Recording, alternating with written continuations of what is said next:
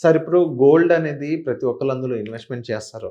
So, ఇప్పుడు gold price అనేది ఈ రోజు మనం షూట్ చేసేటప్పుడు 1,23,000 చేంజ్ అంటూ ఉంది. అండ్ సిల్వర్ కూడా కొంచెం తగ్గుముఖం పడింది. సో, దీన్ని బట్టి అర్థం చేసుకోవచ్చు నెక్స్ట్ మంత్ మన గోల్డ్ అనేది ఈ రేంజ్‌లోనే కన్సాలిడేషన్ అవుతూ ఉంటదా? లేకపోతే మళ్ళీ పెరిగే ఛాన్స్ ఉందంటారా? సో, వన్ థింగ్ చూసుకుంటే ఏంటంటే, ఈ వీక్‌లో స్మాల్ రేంజ్‌లో అయింది. లాస్ట్ వీక్ కన్నా కూడా మనం చూసుకుంటే ఒక 1 వీక్ బ్యాక్ 119, 120 దగ్గర ఉండింది. ఇవాళ 123, 124 ఆ రేంజ్‌లో కూడా ఉంది. నిఫ్టీ మన ఎంసీఎక్స్‌లో చూసుకుంటే 126, 128, 1,28,000 వరకు కూడా గోల్డ్ అనేది 24 క్యారెట్ గోల్డ్ అనేది ట్రేడ్ అవుతా ఉంది. సో, లాస్ట్ వీక్ కన్నా స్మాల్ రేంజ్‌లో పెరిగింది అంతే తప్ప మరీ తగ్గలేదు. అట్లని చెప్పి మరీ పెరగగూడలేదు. So, historic high around October 20థ్ ఏదైతే 132, 133 దగ్గరకు మాత్రం ఇంకా రాలేదు. ఇంకా పెళ్ళిళ్ళ సీజన్ డిమాండ్ డ్రైవర్స్ ఇప్పుడు ఉన్నాయి కాబట్టి అండ్ గోల్డ్ కొంచెం వొలటిలిటీ తక్కువుంది. సిల్వర్ లాగా పడిపోలేదు ఎక్కువగా. తక్కువ పడిపోయింది ఇది హై నుంచి కూడా.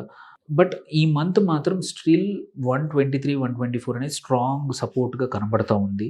దాని కింద 120 కింద అయితే అసలు వెళ్ళలేదు. లాస్ట్ 1 మంత్‌లో ఆర్ 18, 20 డేస్‌లో మనం తీసుకున్న 120 బిలో వెళ్ళలేదు. స్ట్రాంగ్ సపోర్ట్, కొత్త సపోర్ట్ 120 దగ్గర కనబడతా ఉంది.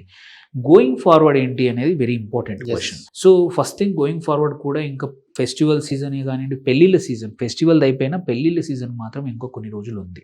ఆ తర్వాత గోల్డ్ పెరిగేది, తగ్గేది అనేది ఇంటర్నేషనల్ మార్కెట్‌లో ఇంట్రెస్ట్ రేట్స్ వల్ల, ఈక్విటీ పర్ఫార్మెన్స్, ఆల్టర్‌నేట్ యాసెట్, గోల్డ్‌కి ఆల్టర్‌నేట్ ఏవైతే ఉన్నాయో వాటి యొక్క పర్ఫార్మెన్స్‌ని బట్టి గోల్డ్ అనేది డిటర్మైన్ అవుతుంది ఒక సైడ్ నుంచి. ఇంకొకటి రిజర్వ్ బ్యాంక్స్ ఎంత కొంటాయో అనేది ఇంపార్టెంట్.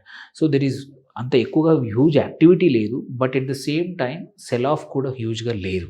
సో, నెక్స్ట్ ఒక అట్‌లీస్ట్ అంటిల్ డిసెంబర్ మాత్రం 1,30,000 నుంచి 1,25,000 మధ్యలోనే గోల్డ్ ఎక్కువగా ప్లే అయ్యే అవకాశాలున్నాయి.